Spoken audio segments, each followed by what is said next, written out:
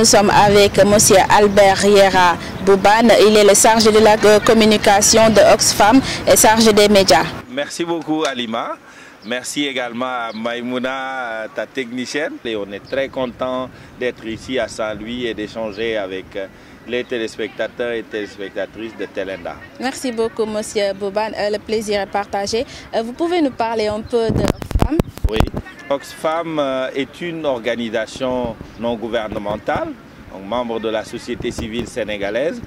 Oxfam travaille depuis de nombreuses années ici au Sénégal dans tout ce qui est promotion des droits humains, dans tout ce qui est promotion des activités économiques au profit des jeunes et des femmes. Nous travaillons également pour une meilleure inclusion numérique. À titre indicatif, nous avons un projet qui s'appelle Connecter les villages du Sénégal, qui travaille beaucoup dans les régions sud pour promouvoir l'inclusion numérique. Oxfam est une ONG qui travaille aussi beaucoup pour la justice climatique. Oxfam travaille beaucoup sur le genre. Oxfam travaille sur les politiques gouvernementales. Oxfam travaille avec les jeunes et les femmes. Oxfam travaille beaucoup sur la promotion de la démocratie. Vous pouvez revenir sur le cycle Oxfam, s'il vous plaît? Alors, Oxfam, c'est une ONG à la base qui est venue au Sénégal depuis très longtemps et qui travaille avec le gouvernement, qui travaille avec toutes les organisations de la société civile sénégalaise dans le sens de renforcer leurs capacités pour qu'elles puissent, ces organisations-là, mieux être outillées pour pouvoir mener à bien leurs activités. Et on est très heureux d'être ici au Sénégal et de travailler au profit des communautés. Et quels sont les objectifs pour le processus pendant les électorales? Ok, merci beaucoup. Alors, nous sommes ici à Saint-Louis dans le cadre d'un atelier de formation à l'intention des journalistes et influenceurs dans le cadre d'une initiative qu'on a dénommée Wadjal Élection. Alors cette initiative-là, et on est très heureux que Telenda soit parmi les participants à cet atelier, à travers cette initiative-là qui entre dans le cadre du projet d'appui pour un processus électoral apaisé et inclusif, PAP, eh bien nous visons le renforcement des capacités des organes de presse, des journalistes, mais également des influenceurs qui aujourd'hui diffusent également à grande échelle des informations. Alors, Wadjal Élection, c'est vraiment 4 principales activités. L'une des premières activités, c'est celle dont je viens de parler, qui est le tour que nous sommes en train de faire du Sénégal pour outiller les journalistes en prélude à l'élection présidentielle. Nous savons que les journalistes jouent un rôle très important dans la sensibilisation, dans l'information des communautés. Et ces journalistes-là, vous n'êtes pas sans savoir qu'ils peuvent faire l'objet de manipulations.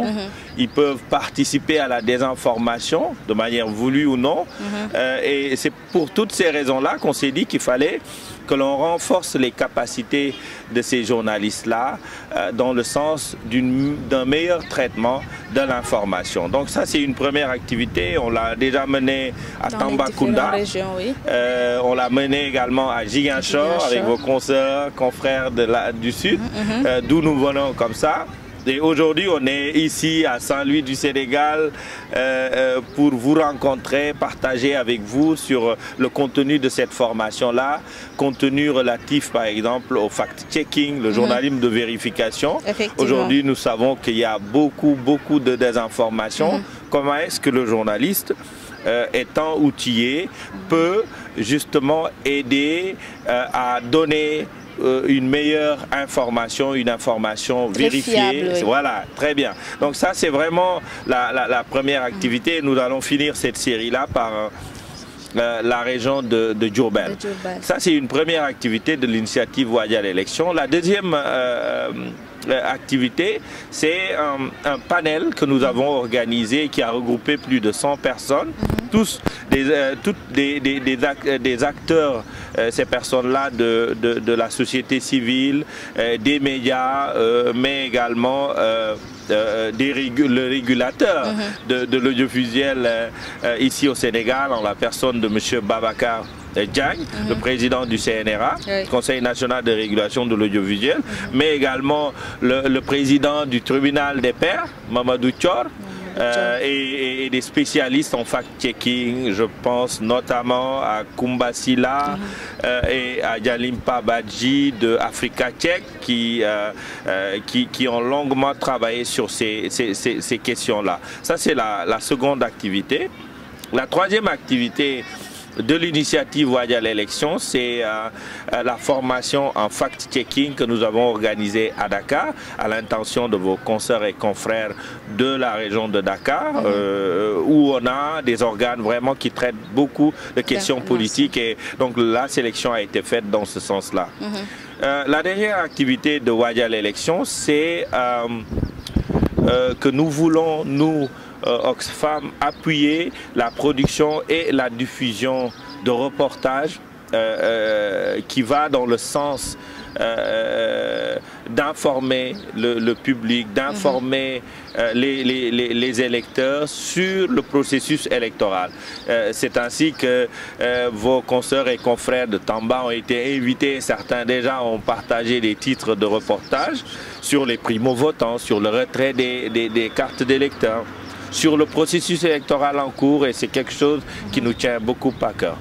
Donc, quels sont les enjeux? Pendant les élections, on a tendance à rencontrer des enjeux. Donc, quels sont les enjeux durant les élections présidentielles de 2024? Alors, merci beaucoup. C'est une très grande question, mais on va essayer d'apporter des éléments de réponse. Pour nous, nous pensons que les élections présidentielles, l'élection présidentielle à venir est une élection cruciale. Nous avons vécu ces 3 dernières années beaucoup d'activités, il y a eu beaucoup de manifestations, il y a eu beaucoup de tensions, on va dire, au cours de ces 3 dernières années. Cela montre aisément l'importance des élections à venir. Cela montre qu'il y a aussi des signes d'inquiétude à avoir, même si de part et d'autre on essaye de rassurer.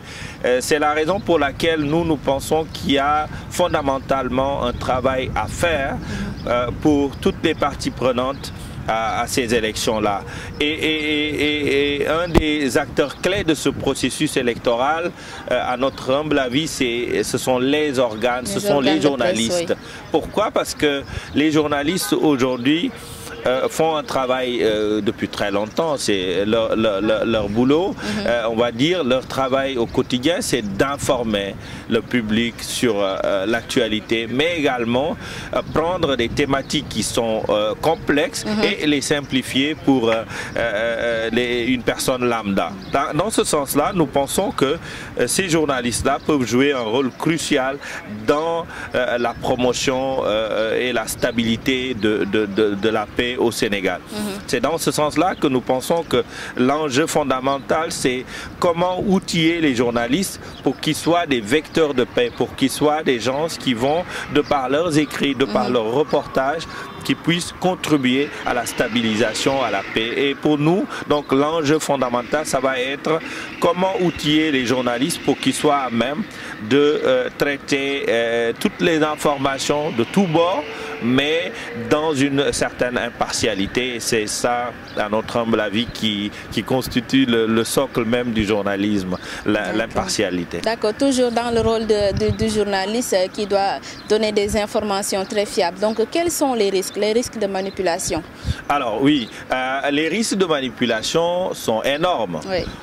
Aujourd'hui, vous savez tous que on a de plus en plus, avec le développement des nouvelles technologies de l'information et de la communication, on a énormément de possibilités.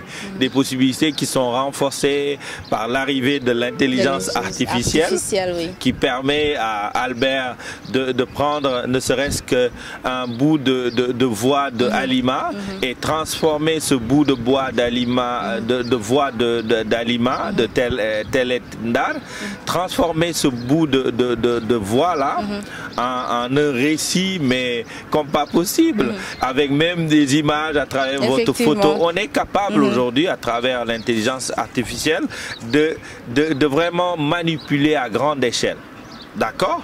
Et à partir de ce moment-là, les journalistes, nous pensons, peuvent être utilisés comme des vecteurs de cette désinformation, peuvent en tout cas être utilisés pour désinformer.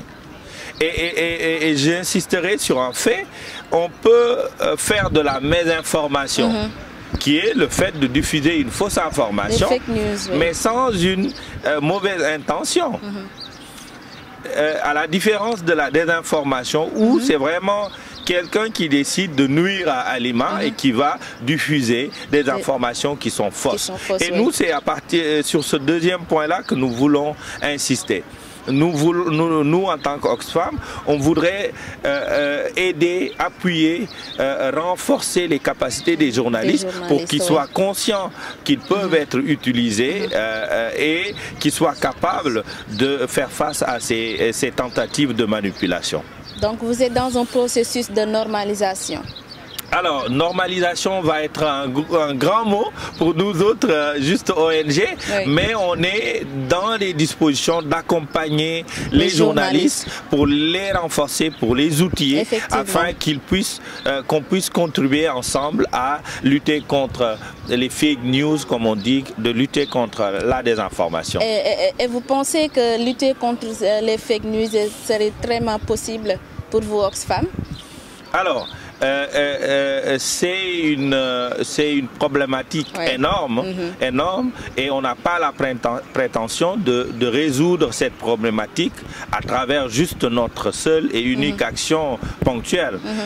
Ce que nous pensons, c'est que si nous tous, gouvernement du Sénégal, les associations de la presse, et on a impliqué dans ces séries de formations l'Union des radios associatives et communautaires, l'URAC, et je salue le président Dieng qui est très dynamique, mais également une de ses collaboratrices, Côte Douloum, pour le travail remarquable qu'ils font au sein de l'URAC, mais aussi on a impliqué la Convention des jeunes reporters. Voyez-vous, nous pensons que, pour revenir à votre question, que si nous tous, acteurs de la société civile, gouvernement, mais également les organisations des journalistes, si on se donne la main, si on travaille ensemble, nous pouvons en tout cas commencer à résoudre progressivement ou en tout cas à mieux faire face à cette désinformation qui est un phénomène mondial et qui peut causer justement beaucoup de problèmes. En tout cas, c'est une belle initiative de Oxfam. Donc, vous pouvez nous expliquer un peu le fact-checking? Ok, alors le fact-checking, c'est le journalisme de vérification. Vous savez, le rôle du journaliste, c'est de collecter l'information, de la traiter et de la diffuser. Ces trois grandes étapes-là sont importantes et vous le faites à chaque fois. Le fact-checking, comme son nom l'indique, c'est fait et vérification.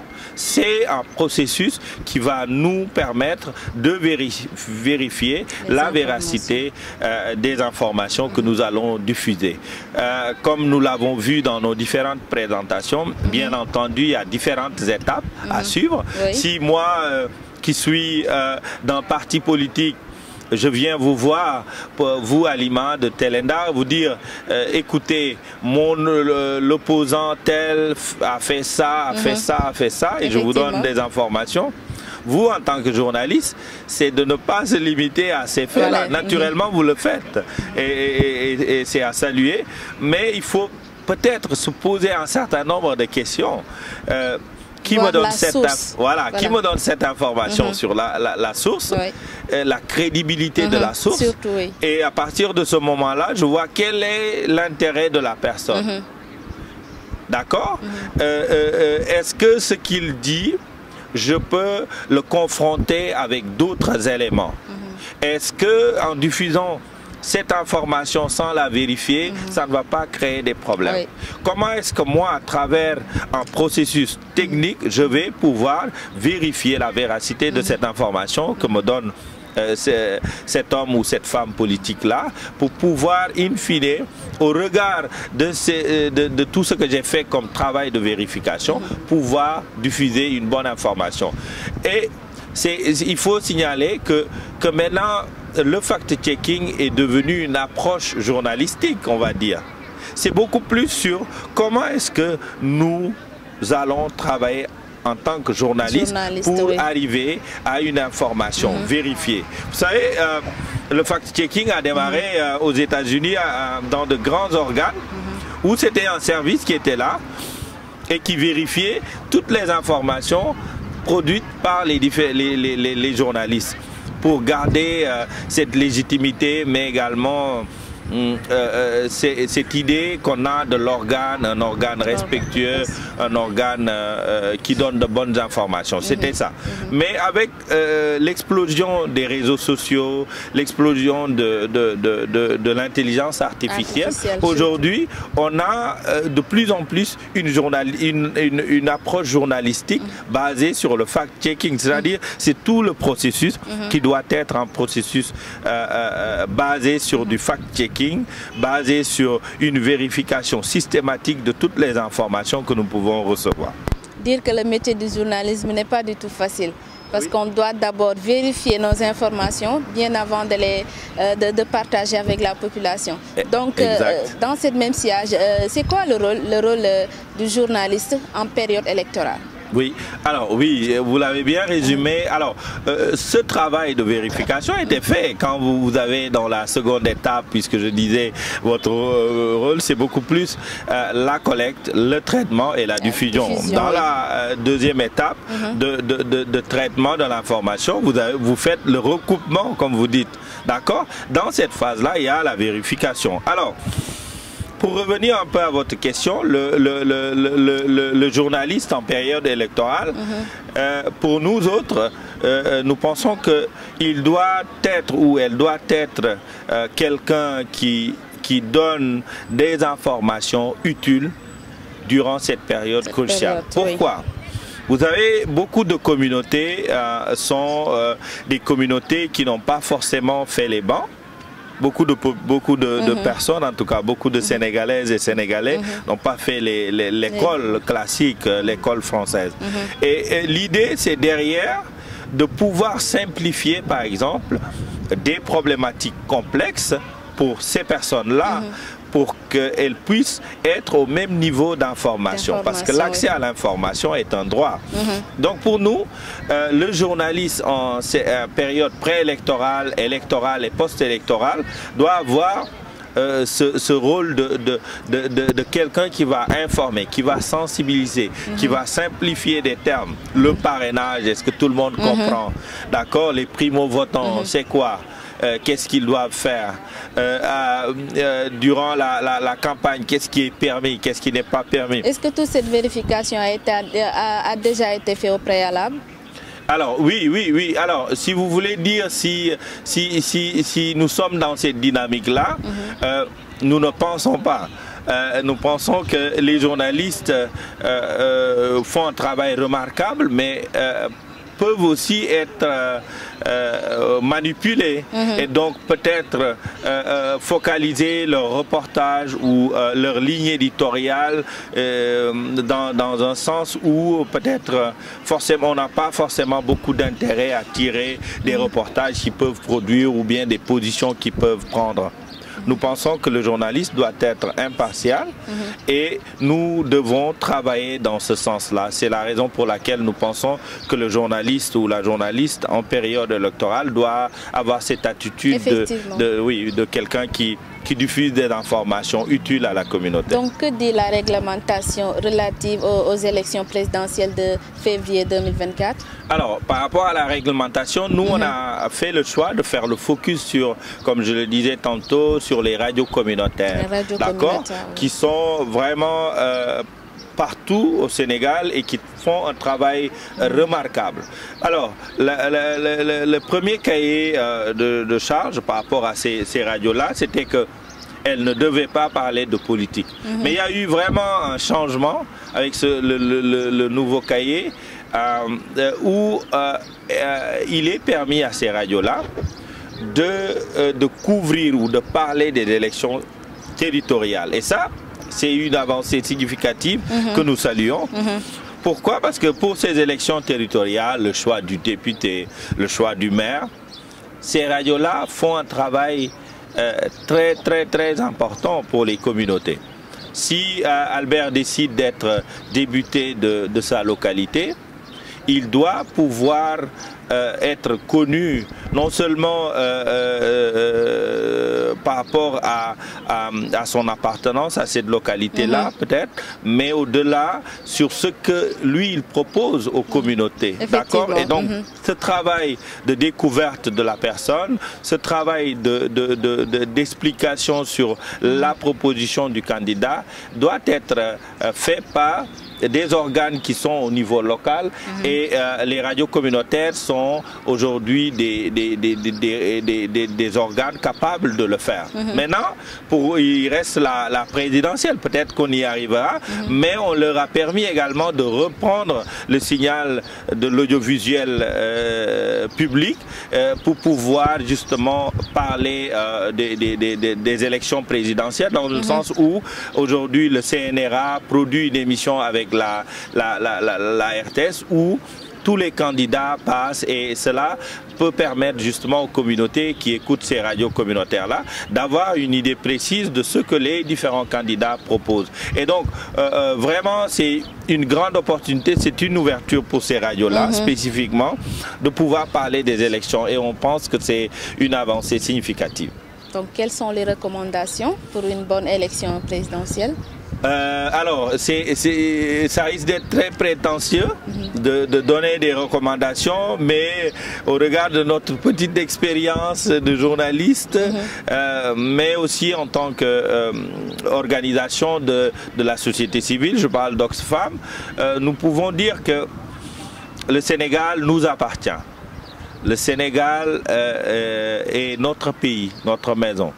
Personne ne veut voir sa maison être confrontée à des problèmes. D'accord? À partir de ce moment-là, quelle que soit notre appartenance, nous devons faire de sorte que l'on préserve ce pays-là.